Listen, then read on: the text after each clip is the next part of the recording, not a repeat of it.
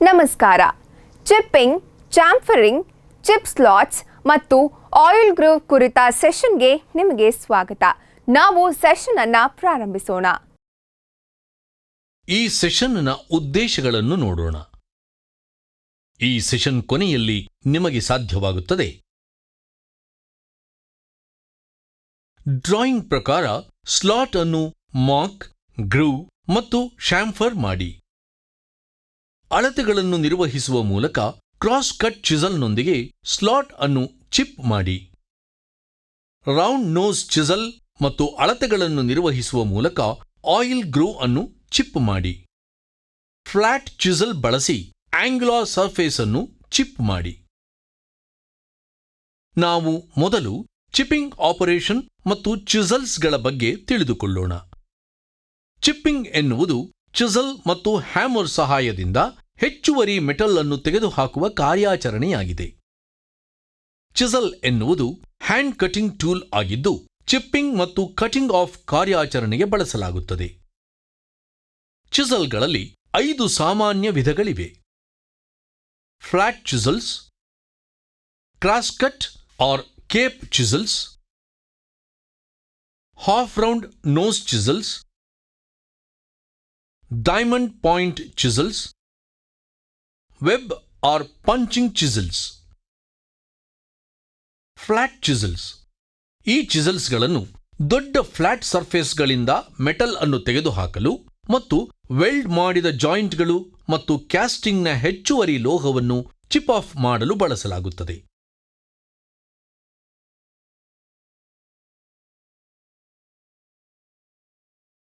Cross cut ಅಥವಾ cape chisels.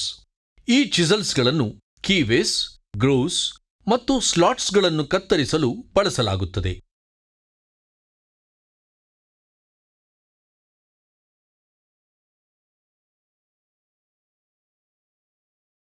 Half round nose chisels. ಈ ಚಿಸಲ್ಗಳನ್ನು ಕರ್ವ್ಡ್ ಗ್ರೂವ್ಸ್ ಅಥವಾ ಆಯಿಲ್ ಗ್ರೂವ್ಸ್ಗಳನ್ನು ಕತ್ತರಿಸಲು ಬಳಸಲಾಗುತ್ತದೆ.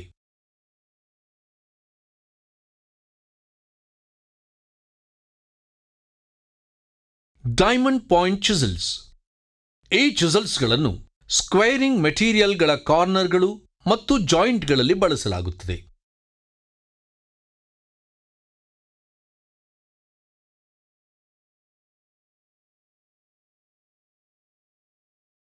ವೆಬ್ ಚಿಸಲ್ಸ್ ಅಥವಾ ಪಂಚಿಂಗ್ ಚಿಸಲ್ಸ್. ಈ ಚಿಸಲ್ಸ್ಗಳನ್ನು ಚೈನ್ ಡ್ರಿಲ್ಲಿಂಗ್ ನಂತರ ಮೆಟಲ್ ಅನ್ನು ಬೇರ್ಪಡಿಸಲು ಬಳಸಲಾಗುತ್ತದೆ.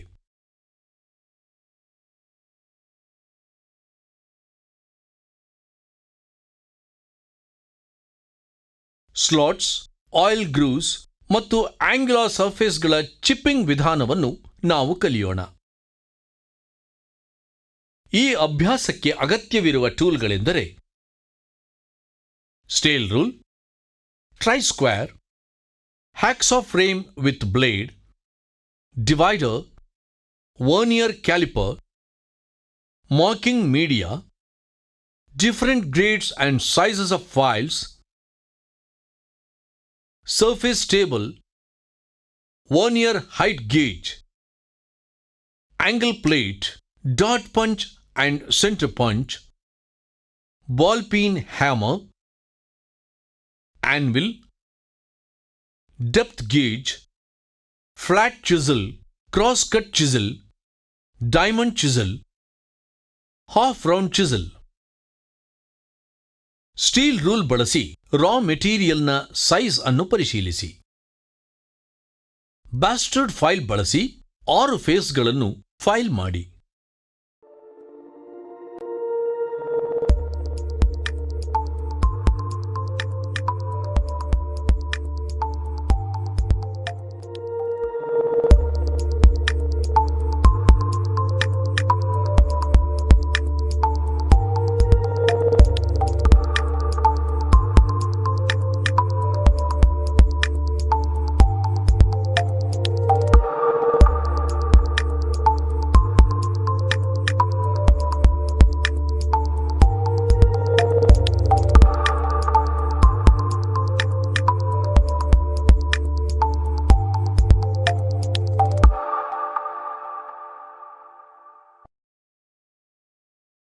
ಟ್ರೈ ಸ್ಕ್ವೇರ್ ಬಳಸಿ ಪ್ಯಾರಲಲಿಸಮ್ ಮತ್ತು ಪರ್ಪೆಂಡಿಕ್ಯುಲಾರಿಟಿಯನ್ನು ಖಚಿತಪಡಿಸಿಕೊಳ್ಳಿ.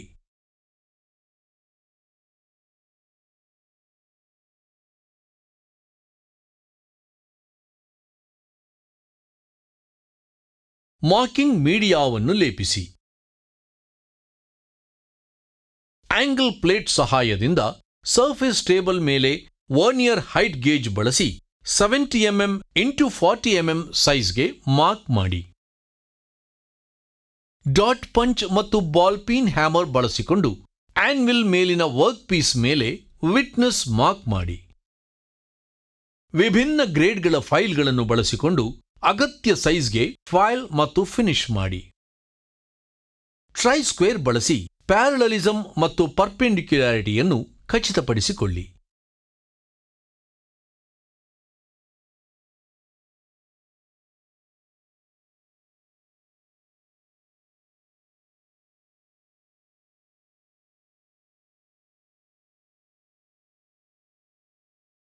ವರ್ನಿಯರ್ ಕ್ಯಾಲಿಪರ್ ಅನ್ನು ಬಳಸಿಕೊಂಡು ಅಳತೆಗಳನ್ನು ಪರಿಶೀಲಿಸಿ.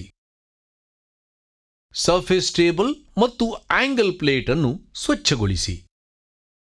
ವರ್ನಿಯರ್ ಹೈಟ್ ಗೇಜ್ ಸ್ಕ್ರೈಬರ್ನ ಮುಕ್ತ ಚಲನೆಯನ್ನು ಖಚಿತಪಡಿಸಿಕೊಳ್ಳಿ. ಫೇಸ್ ಎ ಮೇಲೆ ಮಾರ್ಕಿಂಗ್ ಮೀಡಿಯಾವನ್ನು ಲೇಪಿಸಿ. ಆಂಗಲ್ ಪ್ಲೇಟ್ನಿಂದ ಬೆಂಬಲಿತವಾದ ಸರ್ಫೇಸ್ ಟೇಬಲ್ ಮೇಲೆ ವರ್ಕ್ ಪೀಸ್ ಅನ್ನು ಇರಿಸಿ. ವರ್ನಿಯರ್ ಹೈಟ್ ಗೇಜ್ ಅನ್ನು ಬಳಸಿಕೊಂಡು 5 mm, 15 mm, 18 mm, 30 mm ಮತ್ತು 39.5 mm ಅಂತರದಲ್ಲಿ ಫೇಸ್ ಬಿ ಇಂದ ಲೈನ್ಗಳನ್ನು ಮಾರ್ಕ್ ಮಾಡಿ. ವರ್ನಿಯರ್ ಹೈಟ್ ಗೇಜ್ ಅನ್ನು ಬಳಸಿಕೊಂಡು 10 mm, 11.5 mm, 58.5 mm ಮತ್ತು 60 mm ಅಂತರದಲ್ಲಿ ಫೇಸ್ ಸಿ ಇಂದ ಲೈನ್ಗಳನ್ನು ಮಾರ್ಕ್ ಮಾಡಿ. ಸ್ಟೀಲ್ ರೂಲ್ ಬಳಸಿಕೊಂಡು ಡಿವೈಡರ್ ಅನ್ನು 1.5 mm ಗೆ ಹೊಂದಿಸಿ. ಡ್ರಾಯಿಂಗ್ ಪ್ರಕಾರ ಡಿವೈಡರ್ ಅನ್ನು ಬಳಸಿಕೊಂಡು 1.5 mm ರೇಡಿಯಸ್ನ ಸೆಮಿ ಸರ್ಕಲ್ಸ್ಗಳನ್ನು ಮಾರ್ಕ್ ಮಾಡಿ.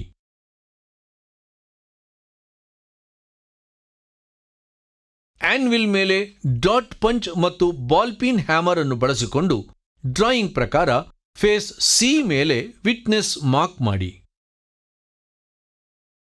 ಫೇಸ್ ಸಿ ಮೇಲೆ ಮಾರ್ಕಿಂಗ್ ಮೀಡಿಯಾವನ್ನು ಲೇಪಿಸಿ.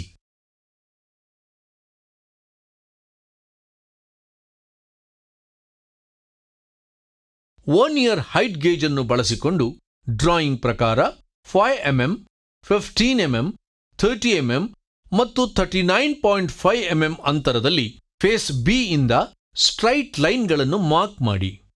ವರ್ನಿಯರ್ ಹೈಟ್ ಗೇಜ್ ಅನ್ನು ಬಳಸಿಕೊಂಡು 5 mm ಅಂತರದಲ್ಲಿ ಫೇಸ್ ಎ ಇಂದ ಲೈನ್ ಅನ್ನು ಮಾರ್ಕ್ ಮಾಡಿ.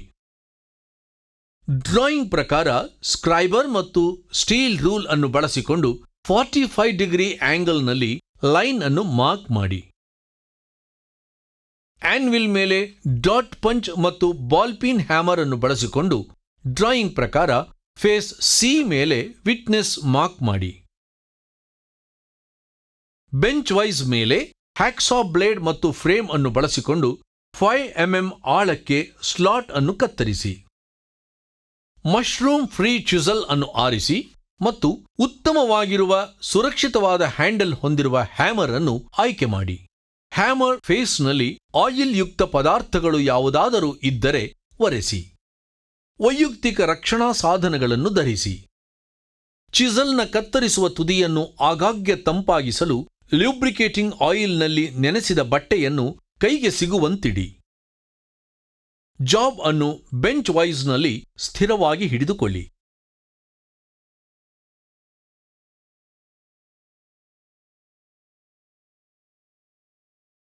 ಚಿಪ್ಪಿಂಗ್ ಮಾಡುವಾಗ ಜಾಬ್ಗೆ ವುಡನ್ ಬ್ಲಾಕ್ನಿಂದ ಆಧಾರ ಒದಗಿಸಿ. ಮೆಟಲ್ ಅನ್ನು ಯೂನಿಫಾರ್ಮ್ ಥಿಕ್ನೆಸ್ಗೆ ಕತ್ತರಿಸಲು ಚಿಸಲ್ ಅನ್ನು ಅಂದಾಜು 35 ಡಿಗ್ರಿ ಆಂಗಲ್ನಲ್ಲಿ ಇರಿಸಿ. ಚಿಸಲ್ ಪಾಯಿಂಟ್ ಅನ್ನು ಗಮನಿಸುವುದರ ಮೂಲಕ ಯಾವಾಗಲೂ ಚಿಸಲ್ ಹೆಡ್ ಅನ್ನು ಹ್ಯಾಮರ್ನಿಂದ ಹೊಡೆಯಿರಿ. ಗರಿಷ್ಠ ಲಿವರೇಜ್ಗಾಗಿ ಹ್ಯಾಂಡಲ್ನ ತುದಿಯಲ್ಲಿ ಹ್ಯಾಮರ್ ಅನ್ನು ಹಿಡಿದುಕೊಳ್ಳಿ. ವರ್ಕ್ ಪೀಸ್ನ ಎಡ್ಜ್ ಮುರಿಯುವುದನ್ನು ತಪ್ಪಿಸಲು ಅರ್ಧದಷ್ಟು ಉದ್ದಕ್ಕೆ 0.5 ಇಂದ 1 mm ಆಳದಲ್ಲಿ ಸ್ಟ್ರೈಟ್ ಸ್ಲಾಟ್ ಚಿಪ್ಪಿಂಗ್ ಆಪರೇಷನ್ ಅನ್ನು ಪ್ರಾರಂಭಿಸಿ. ಸರ್ಫೇಸ್ ಕೊನೆಗೊಳ್ಳುವುದಕ್ಕೂ ಮೊದಲು ಚಿಪ್ಪಿಂಗ್ ಅನ್ನು ನಿಲ್ಲಿಸಿ. ವಾಯ್ಸ್ನಿಂದ ವರ್ಕ್ ಪೀಸ್ ಅನ್ನು ತೆಗೆಯಿರಿ ಮತ್ತು ಅದನ್ನು ವಿರುದ್ಧ ದಿಕ್ಕಿನಲ್ಲಿ ಇರಿಸಿ.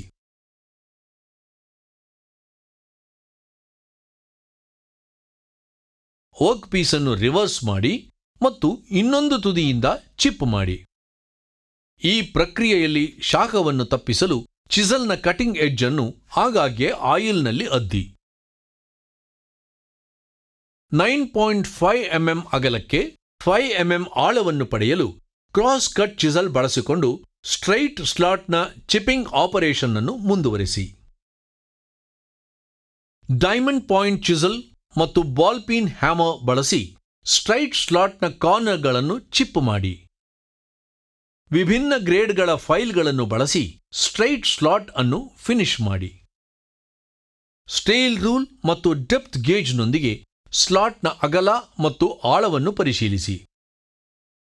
ಚುಸಲ್ ಮತ್ತು ಬಾಲ್ ಪೀನ್ ಹ್ಯಾಮರ್ನೊಂದಿಗೆ 3 mm ಅಗಲ ಮತ್ತು 3 mm ಆಳದ ಆಯಿಲ್ ಗ್ರೂವ್ ಅನ್ನು ಚಿಪ್ ಮಾಡಿ.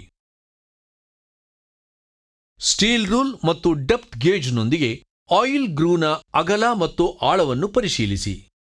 ಫ್ಲಾಟ್ ಚಿಸಲ್ ಮತ್ತು ಬಾಲ್ ಪೀನ್ ಹ್ಯಾಮರ್ ಬಳಸಿಕೊಂಡು ಶಾಂಫರ್ಡ್ ಭಾಗ 5x45 ಡಿಗ್ರಿಯನ್ನು ಚಿಪ್ ಮಾಡಿ. ಫ್ಲಾಟ್ ಫೈಲ್ ಅನ್ನು ಬಳಸಿ ಶಾಂಫರ್ಡ್ ಭಾಗವನ್ನು ಫಿನಿಶ್ ಮಾಡಿ. ಸ್ಟೀಲ್ ರೂಲ್ನೊಂದಿಗೆ ಶಾಂಫರ್ಡ್ ಭಾಗದ ಎಲ್ಲಾ ಅಳತೆಗಳನ್ನು ಪರಿಶೀಲಿಸಿ. ಜಾಬ್ನ ಎಲ್ಲಾ ಫೇಸ್ಗಳು ಮತ್ತು ಕಾರ್ನರ್ಗಳನ್ನು ಡಿಬರ್ ಮಾಡಿ.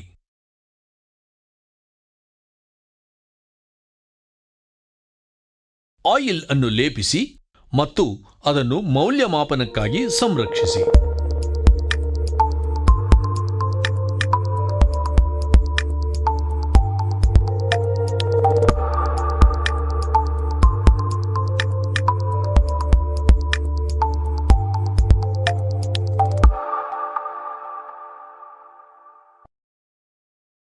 ಚಿಸಲ್ಸ್ಗಳ ಕಾಳಜಿ ಮತ್ತು ನಿರ್ವಹಣೆ. ಬಳಸುವುದಕ್ಕೂ ಮೊದಲು ಚಿಸಲ್ ಅನ್ನು ಹರಿತಗೊಳಿಸಿ. ತುಕ್ಕು ತಪ್ಪಿಸಲು ಆಯಿಲ್ ಅನ್ನು ಲೇಪಿಸಿ. ಮಶ್ರೂಮ್ ಹೆಡ್ ಚಿಸಲ್ ಅನ್ನು ಬಳಸಬೇಡಿ. ಚಿಸಲ್ ಹೆಡ್ ಮೇಲೆ ಗ್ರೀಸ್ ಇರುವಾಗ ಅದನ್ನು ಬಳಸಬೇಡಿ. ನೆನಪಿಸಿಕೊಳ್ಳಲು ನಾವು ಕಲಿತಿರುವುದು: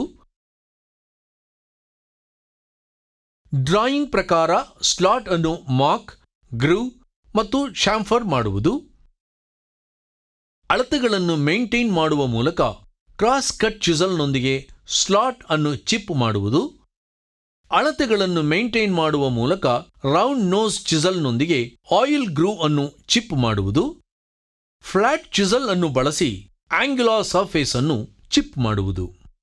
ಇದು ಚಿಪ್ಪಿಂಗ್, ಚಾಂಫರಿಂಗ್, ಚಿಪ್ ಸ್ಲಾಟ್ಸ್ ಮತ್ತು ಆಯಿಲ್ ಗ್ರೂವ್ ಕುರಿತ ಮಾಹಿತಿಯಾಗಿದೆ. ನೀವು ಎಲ್ಲ ಪರಿಕಲ್ಪನೆಗಳು ಮತ್ತು ಅಭ್ಯಾಸಗಳನ್ನು ಅರ್ಥ ಮಾಡಿಕೊಂಡಿದ್ದೀರಿ ಎಂದು ಭಾವಿಸುತ್ತೇನೆ. ಮುಂದಿನ ಸೆಷನ್ನಲ್ಲಿ ನಿಮ್ಮನ್ನ ಭೇಟಿ ಮಾಡ್ತೇನೆ.